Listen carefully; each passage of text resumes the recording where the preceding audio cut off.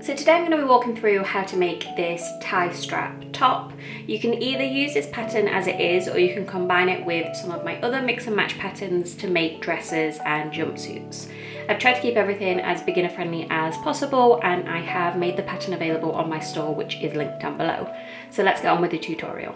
So this is everything you're going to need for this particular sewing project. You will need a ruler, you'll need some fabric with 4-way stretch. I'm using 95% cotton, 5% elastane, which is the perfect composition for this project.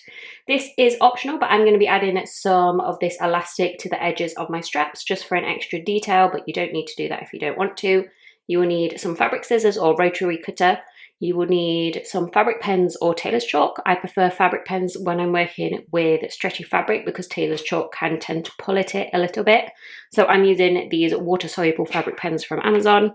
You will need some matching thread, some pins, a tape measure just to measure out your straps, and an iron. You will only have one pattern piece for this project, which will look like this. This is going to be the front and the back of the top, and you want to cut 4 of these out in total because 2 of those will act as a lining.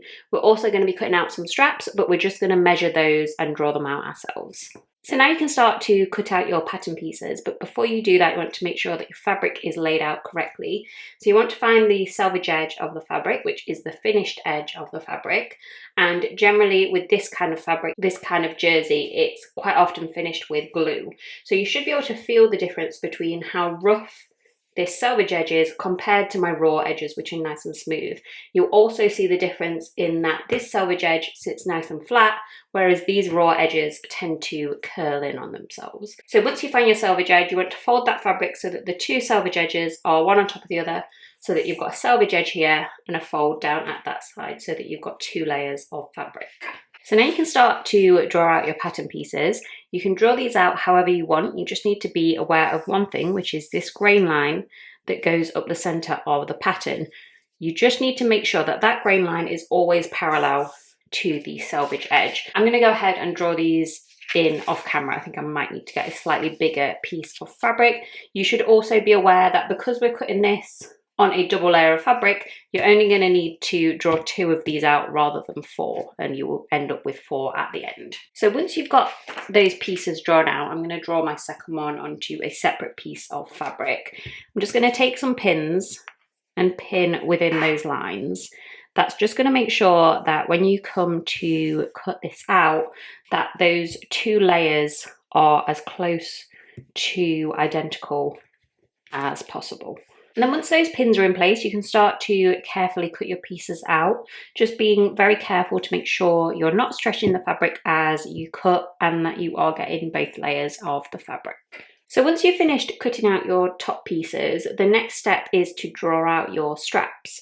So for this, you can go with any length or width that you want to. The general size that I go for is 2 inches wide and 15 inches long. That tends to work quite well. So you will need 8 in total for your straps. I am cutting mine out on the fold again so that I've got 2 layers, so I only need to draw out 4 of these. I generally like to keep these parallel to the selvage edge, as with my grain lines as well. And then once these are drawn out, I'm going to place my pins in the same as I did with my top and cut them out. So at this stage, you should have all of your pieces cut out. So you will have 8 pieces for your straps, and you should have 4 pieces for your top. So the first step is going to be to make all of my straps. But before I do that, I'm just going to add a guide onto each of these pieces so that I know where to attach those straps later on. So if you have a look at your pattern, you should see 2 marks along that neckline that will tell you where to match those straps up to. So I'm just going to mark that onto all 4 of my top pieces. So just taking my pen and marking that in place. I'm going to repeat that for each of my other top pieces, and then I'm going to move on to making the straps. So for my straps, I'm going to take 2 of my 8 pieces and lay them one on top of the other with right sides facing together. My fabric doesn't have an obvious right or wrong side, so I'm just going to leave them as they are here. And this is how you would make a standard strap. I'll show you in a second how you can add the elastic or lace or whatever you want to add. And I'm just going to pin along both of those long edges and one of the short edges. And then you would just sew those edges in place with a zigzag stitch or an overlocker. So right along this edge, along the end here, and then back down here, just leaving this edge open here because we're going to use that to turn the strap to the right side out. Now, if you wanted to add elastic, you would just take your two pieces again, which would be right sides facing together, open that out, and then just lay that elastic or the lace or whatever you want to use along one of those long edges. I'm just going to cut another piece to put along this one as well, and it will look something like this, just lining up that straight edge of my elastic to those long edges. And you can add it to the short edge if you want, but I'm just going to leave it like that. And then again, I'm going to pin that in exactly the same places. So down this long edge, along this short edge, and then back down the other side. And then once that elastic is pinned in place, I'm just going to sew along those edges like you would with the regular strap. I'm going to use my overlocker. You can also use a zigzag stitch. So each of those edges except this bottom edge here. So once you've sewn those three edges in place, I'm just going to take this strap and turn it to the right side out. So that's how the strap should be looking. And now I'm just going to add a top stitch along each of those long edges just to help this strap stay nice and flat. So I'm just going to take a zigzag stitch and sew right down each of those long edges. So this is how that should look with the top stitch added, and then just want to go in and repeat those same steps for all of your remaining strap pieces so that you have 4 straps in total. And now you can start to attach these to the top pieces. So now I'm going to take one piece of my top and 2 of my 4 strap pieces, and I'm going to line up the middle of those straps to the marks that we left earlier. Both of those pieces. And then I'm going to grab a second piece of my top, and with right sides facing together, I'm going to take my second piece and lay it on top of all of those other pieces. Just lining everything up. I'm going to take some pins and pin along this neckline. I'm going to start with the straps to make sure they're exactly where I want them. And same for my other strap. And then I'm going to pin the rest of the way along that neckline. And then once those pins are in place, I'm just going to sew straight across that top edge with my overlocker. You can also use a zigzag stitch. Just be careful to make sure that you get all of your layers. So both layers of the top and the straps, and also try and make sure that these straps are always facing down rather than at an angle, because then they'll sew in slightly weird. If you want to be a bit more careful, you can place another couple of pins towards the bottom of those straps just to make sure that they stay facing straight down.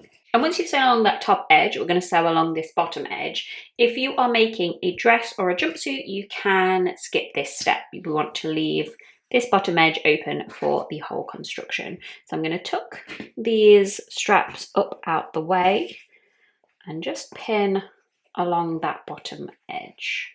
And once that bottom edge is pinned in place, I'm just going to go and sew that with my overlocker. You can also use a zigzag stitch. Just be careful not to sew through those straps at any time. Make sure they're nicely out the way. And then once that bottom edge is sewn in place, just remembering to leave that open if you're making a dress or a jumpsuit, you want to go in and repeat all of those same steps so that you have 2 identical pieces.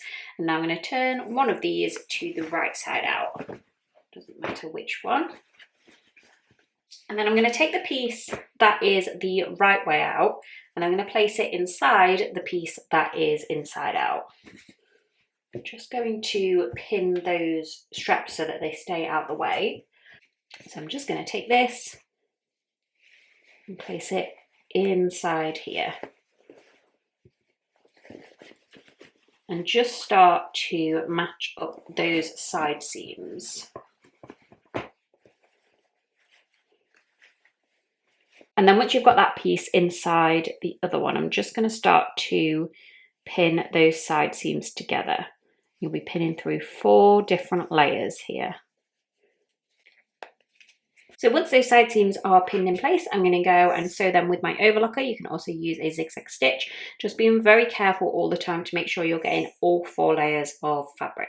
So once those side seams are sewn in place, you just need to turn this to the right side out. Now, if you have skipped sewing this bottom edge because you're making a jumpsuit or a dress, you can turn the top to the right side out using the hole that you'll have down here. Otherwise, I'm just going to unpick a small section up at the top here so that we can turn the top to the right side out. Obviously, you want to avoid any of the areas where the strap is, so I'm going to do it just to the side of that and unpick a small section just here. And then once you've got that hole in place, you can use that to gently pull the top through to the right side out. I would recommend reinforcing the stitching on either side before you do this, but I'm not going to because I'm lazy. So I'm just gonna gently pull that through. And now your top should be looking something like this. I've just given mine a light press with an iron. And the only step left to do is to close up this hole that we made. I'm going to use a ladder stitch by hand. If you want to, you can add a top stitch to this. So I would recommend just sewing around the neckline and around the bottom edge with a zigzag stitch. And if you are adding a top stitch, you can use the top stitch to close up that hole.